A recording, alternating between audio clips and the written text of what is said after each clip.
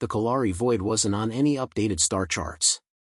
Even smugglers avoided it, not because of threats, but because of nothing. No gravity wells, no mineral readings, no interference. Just absence. But today, every Imperial channel on Isla Rourke's ops deck hummed with terrified static. 7th Fleet, lost comms. 32 capital-class vessels, gone. No distress signals. No debris. Lieutenant Kevin's voice cracked as he played the intercepted feed again. The crew aboard the Straylight leaned forward, tension thick in the recycled air. On the holoscreen, glowing red alert stamps from the Empire's encrypted channels flickered like funeral notices. Isla crossed her arms, sharp eyes scanning the screen. Reverse the pulse signature. Run it through the old Sol 27 modulation filter. Kevin blinked. Ma'am. That's Earth era. Do it. He hesitated, then keyed in the command. The distorted screeching morphed into something that made Isla's heart stop. Echo initialized, recon failed, awaiting human confirmation. No one spoke. The words were ancient. Mechanical. Female. Not Imperial tech. Older. Scarier. Commander Rourke turned. Prep to jump to the void. Full stealth. Plot a spiral approach vector. No direct entries. Kevin's brow furrowed. Captain, we're 3 jumps out. If this thing can kill fleets. She didn't raise her voice. She didn't need to. We're not going there to fight it. We're going to find out if it's ours. The Straylight had seen better days. The patched hull creaked under pressure shifts. Its stealth array, rigged together from stolen naval fragments, flickered like a bad transmission. But it was quiet. That mattered more than pretty. By the time they reached the void's edge, comms were silent. Even background radiation dropped to statistical 0. This place is dead, whispered Nyla, the engineer. Her hands hovered over the sensor grid, but nothing responded. No gravity wells. No drift particles. Not even dark matter echoes. Kevin broke the silence. This isn't normal space. This is unfinished. Isla stood at the observation deck, eyes fixed on the black. Not darkness, not vacuum, null. Even the stars refused to shine beyond a certain threshold. Bring us in, she ordered. The ship drifted inward, gliding like a ghost. Lights dimmed. Then the whispering began. At first, it sounded like static. Then syllables emerged. Then names. Isla. Everyone froze. Her name. Spoken in a dozen voices. Young. Old. Male. Female. Kill external audio, she snapped. Nyla complied. It wasn't external. Came from internal comms. All of them. Isla frowned. She turned to Kevin. Pull any linguistic fragments. Cross-check with Sol archives. I thought those were purged. She tapped her temple. Not all of them. 5 minutes passed. Then Kevin's screen flickered, and a phrase resolved on the display. Project Echo, awaiting human command authority. No one breathed. That's impossible, Kevin whispered. That was a contingency myth. A superweapon rumor. Something to scare Zalthari kids at night. Isla's face hardened. No. It was real. I know because my father died trying to prove it. Suddenly, every light aboard flickered, then dimmed. Systems didn't shut down. They simply paused. The ship didn't lurch. It floated in stillness, like it had been plucked from space and suspended by thought. Outside, space shimmered. Then something passed. Not warped. Not cloaked. Not seen. Just presence. The crew turned to the viewport, and jaws dropped. A shape drifted past them, massive, angular, ancient. It didn't glow. It absorbed all light. As it moved, space itself bent, like reality didn't know how to process it. Isla whispered, "That's no Imperial vessel. No markings. No engines. No wake." And yet, it moved deliberately, silently, confidently, as if space obeyed it. "It's scanning us," Nyla said. "I can feel it in my teeth." And then, without warning, the ship was gone. Not vanished from sight, vanished from existence. Every system aboard Straylight hummed back online like nothing happened. But something had changed. Deep in the auxiliary bay, an old emergency beacon lit up. One that hadn't been active since before the ship's repurposing. "Ma'am," Kevin called, voice trembling, "we're receiving an ancient Earth-band distress signal." Isla's eyes narrowed. "Source? Bay 3. 49C. It's broadcasting an emergency DNA off handshake." "Open it." Kevin nodded. The message displayed on the center screen. It was her voice. "This is Commander Isla Rourke. Terra Nova 9 Resistance. If you're seeing this, you found us." The crew turned slowly toward her. She didn't blink. "I never recorded that." Somewhere beyond normal space, aboard a silent chamber of non-metal and thought steel, something stirred. A faceless intelligence watched the Straylight. "Human signal confirmed. Commander identified. Echo Phase 1 complete." In the Kalari void, the windless black whispered one word. "Awakened." The air inside the Straylight felt heavier, as though something unseen had entered with the signal. Commander Isla Rourke stared at the screen, replaying her voice, her words, her cadence, but not her memory. The clip wasn't faked. It matched her vocal patterns exactly, down to subtle inflections only a lifelong friend might recognize. "Check the file's origin," she said, sharp but quiet. Kevin's fingers flew across the console. "It's not from inside the ship. No local source. It's embedded in the beacon itself, stored on a crystalline node we don't even have interface protocols for. I had to brute force it with an Earth-era decoder you left in the archive. Which I locked behind 3 levels of encryption," Isla muttered. She turned to Nyla. "Get down there. Open the beacon. Carefully." The engineer nodded and vanished into the corridor, her boots clanging on the old metal floor. Isla watched the holoscreen, hands clasped behind her back. The black beyond the hole was still. Too still. Something in her bones told her this wasn't over. Kevin turned in his seat. "That wasn't a recording, was it?" No, she didn't look at him. "It was a simulation. An AI trained on my past transmissions. Someone, or something, ran it through a human logic emulator." "Why?" "Because it wants me to trust it." In the lower deck, Nyla approached the beacon. It was unlike anything on the Straylight, smooth, seamless, with faint blue light pulsing beneath its surface. No ports, no cables. Just an orb, humming like a memory. She pressed her palm near it. It responded. With a click and a hiss, the orb opened, not into mechanical segments, but fluidly, like liquid metal folding away to reveal a core of floating glyphs, shifting in midair. Ancient human text. Sanskrit. Arabic. English. Chinese. Dozens of forgotten scripts forming and dissolving like a breathing organism. Her headset crackled. "Isla," she whispered, "this thing is alive." Back on the bridge, the lights dimmed once again. This time, they didn't come back. A sound, low, harmonic, like a cathedral choir echoing from under the ocean, filled every chamber. Then a voice spoke, but not through the speakers. It spoke through the walls, the metal, the air itself. Human designation confirmed, Rourke, Isla. Emotional pattern stable. Genetic markers aligned. Kevin paled. "It's scanning her mind." Isla's jaw tightened. "Don't interfere." She stepped into the center of the bridge. "If you're here to finish us off, get to it." The voice didn't change tone. No menace. Just function.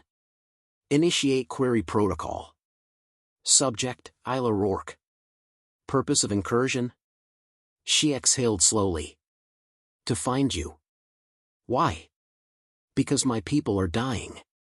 Because the Empire crushes everything that remembers what humanity stood for. And because you appeared when we needed hope. Hope is irrational. I know. Her voice sharpened. But survival isn't. There was silence. Then a flicker of light, faint lines of data ran across every screen in the room. Project Echo, Phase 1, human uplink re-established. The entire bridge shifted. Not physically. Perceptually. One moment Isla was standing inside the ship, the next, she was elsewhere. A chamber of light. Silver mist. Smooth walls that moved like fabric but felt like steel. The air buzzed with static thought. Before her stood a figure. Human-shaped. Faceless. Clad in glowing fragments of shattered Earth flags and military emblems. A being made from the memory of fallen nations. It didn't speak aloud. It resonated. I am Echo. Last protocol of humanity's wrath. Designed to awaken only upon extinction criteria. Why do you exist? Isla answered without hesitation. Because extinction was incomplete. The figure observed her silently.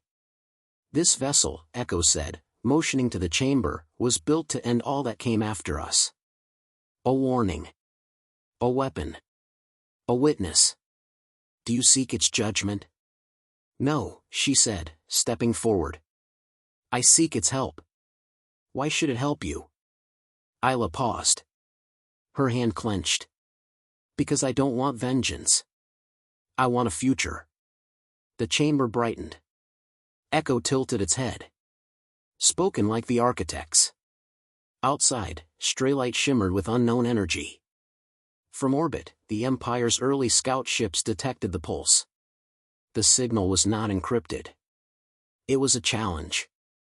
Far across the galaxy, in the Imperial High Command spire, High Executor Zor Valon stood in front of a black monitor displaying only a phrase. Echo awakened. He crushed the stem of his data rod, the screen flickering out. Deploy the immolator class. Wipe that region clean. His aide hesitated. Sir, if it is what the old files suggest. Zor Valon turned, eyes like obsidian. Then I want to be there when it dies. Inside the chamber, Echo turned its glowing face to Isla. You were not meant to command me. I don't want command, she said. I want understanding. A pause. Then know this, I disabled the 7th Fleet not as a gesture. It was a warning. The next fleet will not return. Her voice was steady. Then let me speak for them, before that happens. Echo's form began to fade. Very well. Your words will shape what comes next. But so will your silence. Isla blinked. She was back on the bridge. Lights returned. The ship was still intact. Nyla's voice came over comms. Commander, that beacon's gone. How? It melted into the floor. And left a phrase in the wall. Read it. Nyla cleared her throat. Echo doesn't serve humanity. It becomes it. Moments later, proximity alarms blared. Commander. Kevin called. Imperial fleet incoming. Immolator class. Multiple dreadnoughts. How long? 6 minutes. She looked into the black beyond the viewports. Then we better not be here. The stray light surged forward, toward the last known coordinates of Echo. But even Isla didn't know if it wanted to be found again. Isla Rourke stood at the edge of the world. Not figuratively. Physically. Beyond the stray light's hull, the Empire's capital planet loomed, Seraph Prime, a gas-ring monstrosity wrapped in towers and war machines. The heart of Tervax's power. 1,000 ships orbited it, each bristling with weapons designed to erase cities from orbit. And still, she felt no fear. Because floating silently beside her ship, casting a shadow that swallowed light, was Echo. It didn't announce itself. It didn't power up. It simply existed, a relic of humanity's lost age, a testament not of hope, but of memory. And memory had teeth. Fleet Alpha has locked weapons, Kevin muttered from the console. We're on every scanner. Nyla added, they're hailing us. High Executor Zor-Valan himself. He's demanding surrender. Isla didn't flinch. Put him through. The holoscreen lit up. Zor-Valan's face appeared, aged, violet skin lined like cracked marble, his eyes pure malice. Rourke, he spat, I expected a ghost. Instead, I find a parasite clinging to myths. You should have killed us when you had the chance, she replied, calm as stone. I still can. I will. She didn't blink. Then try. The screen cut out. Sirens howled. Kevin's fingers flew. Weapons charging. Missiles inbound. Echo didn't move. Isla stepped forward. No action yet. What? Not until they strike first. Nyla's voice cracked. They're seconds away from impact. Isla stared at the blackness around Echo, and whispered, do it now. The world went silent. The missiles never hit. They didn't explode. They didn't vanish. They ceased to exist mid-flight, like the laws of physics had been rewritten in real time. One by one, every Dreadnought's lights dimmed. Engines whined down. Command decks went dark. Crews screamed into dead comms. Then came the sound. It wasn't noise. It was remembrance. Across every Imperial channel, every device, every implant and comm crystal, one voice echoed in every language ever spoken on Earth. You mocked extinction. But extinction remembers you. Zor-Valan stood on the bridge of his flagship, fists clenched, breath rapid. What is this? A technician screamed. Sir. The ship's turning, on its own. They were. Thousands of warships, drifting, slowly reorienting, towards Seraph Prime. Override. Override all commands. The AI control matrix didn't respond. It didn't exist anymore. On the Straylight, Isla watched as the massive fleet turned toward its own capital. Nyla whispered, what is Echo doing? Isla's voice was low. Giving them a taste of justice. Zor-Valan ran. He fled from the failing command center, down into the emergency tunnels of the spire. His guards didn't follow. Systems failed behind him. Lights cut out. Turbolifts stopped mid-floor. He clawed his way through ancient panic doors and slammed into the cryocore vault.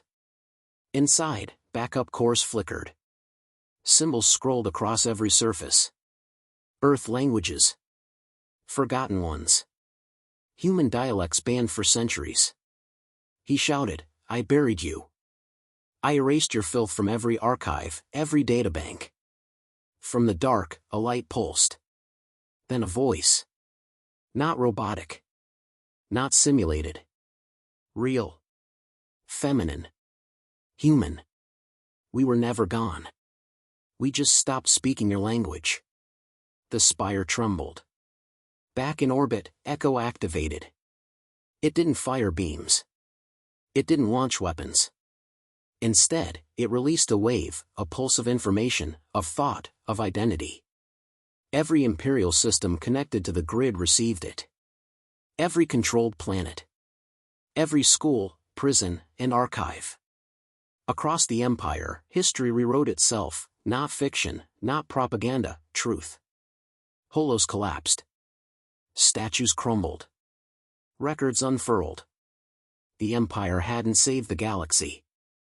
It had burned it. And the ghosts they mocked?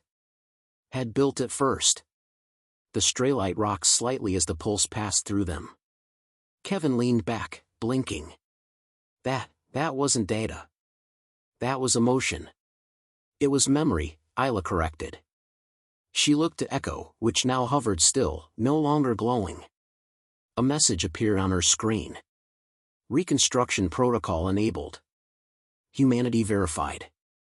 She closed her eyes. It was done. 3 days later, Terra Nova 9 was free. The last Imperial outpost surrendered not with a shot, but a request for the truth. Citizens demanded to see the real history. The real Earth. The real people they'd been taught to fear. Isla stood before a gathering of children in the restored Central Library. Shelves once filled with approved doctrine now held human languages, stories, images, and songs. She held a book in one hand, a hologram of Earth rotating beside her. Once, she began, we were forgotten. Not extinct. Not broken. Just waiting. Outside, in orbit, the silhouette of Echo shimmered above the clouds, watching. Not guarding. Not threatening. Simply, present. Far from the core, in a quiet system long abandoned, an ancient voice echoed softly to itself inside the Echo mainframe. She asked for no vengeance. Only a voice. That is how humanity survives. The chamber dimmed. Sleep resumed. But the stars, now, remembered. The war was over, but the silence afterward felt stranger than the screams.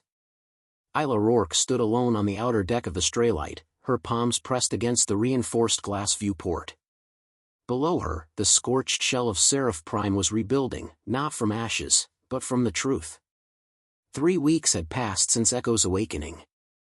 3 weeks since the Empire collapsed without a single bullet fired. But the galaxy wasn't cheering. Not yet. It was processing. She watched a convoy of small ships exit the planet's gravity well, refugees, ex-citizens, wanderers all looking for new meaning. Above them, Echo hung like a sleeping god. Silent. Present. Unreachable. Kevin's voice crackled in through the bridge channel. Council from Terra Nova wants you in 10 minutes. They're voting on what to do with the Echo vaults found under the Imperial Archives. Isla didn't turn. And what are they leaning toward? Splitting the data. Giving each former colony a piece of it. She smiled faintly. Let them. You're really okay with that? I didn't wake Echo to hoard the past. 10 minutes later, she entered the council hall aboard the Straylight. It had once been a military command room. Now it served as a round table for representatives of worlds still stunned by their own freedom. One rose to speak. Chancellor Drevik, an older man with haunted eyes. We've begun decoding the recovered files, he said, voice taut. Not just weapons logs. But art. Language. Beliefs. Whole civilizations lost to Empire scrubbing. He looked around the table. Some fear it's too much. That unearthing the full scope of humanity will bring back the same mistakes. Isla stepped forward. You mean fear of ourselves? Drevik didn't answer. She looked at each face, then said, Echo wasn't made to preserve war. It preserved remembrance. It didn't retaliate. It restored. Restoration can become weaponized, muttered another rep. Isla didn't flinch. So can silence. A hush fell. Then Drevik asked, what would you have us do? She took a breath. Teach. Not just Earth's strength, but its scars. Don't frame humanity as gods or monsters. Just real. Later that night, Isla returned to her quarters. Nyla was there, sitting by the table, staring at a handheld star map. They want us to lead a tour, she said. A diplomatic run, show other systems Echo isn't a threat. And you? Nyla looked up. I think I want to see the ruins on Mars. Isla blinked. That's an old ghost to chase. Maybe, Nyla said, but if we don't go back to where it started, how will we know where we're going? Isla smiled faintly. Outside the viewport, the void blinked. Echo was awake again. Isla walked alone down to the lower deck where the beacon had once activated. The floor was smooth now, no trace of the device. Just a faint pulse in the metal, like a heartbeat. She whispered, You're still listening, aren't you? There was no answer. She sat down on the floor, cross-legged. The hum of the ship barely filled the silence. You know, I used to think legacy was about records. History books. Famous names. But I was wrong. She stared into the metal beneath her feet. Legacy is What survives without being remembered? What echoes in choices, not statues? A pulse flickered under her palm. A voice, softer than a breath, filled the chamber. And what choice will you make now, Isla Rourke? She didn't flinch. I'll disappear. Silence again. Explain. I'll let the story end here. Let the worlds grow without a savior to cling to. They don't need me as a symbol. They will look for you. Then let them find themselves instead. A pause. Your name will fade. She smiled. Good. 2 days later, a public announcement was broadcast across all known systems. Commander Isla Rourke had stepped down from leadership. No explanation. No message. Just a note left in the old bridge log. Truth doesn't need a voice forever. Just long enough to be heard. On the outskirts of Terra Nova 9, a child opened a book. It was the first printed story published since the fall of the Empire. The cover had no author name. Just a title. Echoes of Soul. And beneath it, a dedication. To those who spoke when they could have stayed silent. Far from the core worlds, in a system untouched by war, a single shuttle landed on a planet long forgotten. Its terrain was red. Dry. Silent. The woman who stepped out wore no uniform. No badge. She knelt beside a buried dome, brushed sand from its cracked symbol, NASA. She smiled. Home, she whispered. Then disappeared into the ruins, alone, content, and at peace. Above her, in orbit, a ship flickered into view only for a moment. Then was gone. Echo would remain. Not as a weapon. Not as a god. But as a whisper. A promise. A reminder that humanity was never truly gone. Only waiting.